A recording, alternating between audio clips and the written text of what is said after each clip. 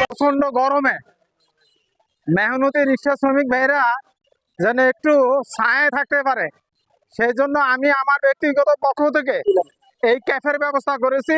এই ক্যাবটা মাথায় থাকলে একজন রিক্সাওয়ালা কিছুটা হলো ছায়া পাবে এবং এই প্রচন্ড গরমে কিছু স্বস্তির পাবে। এই বিশ্বাসে আমি এই গরিব রিক্সাওয়ালাদেরকে আজকে এই ক্যাব বিতরণ করলাম।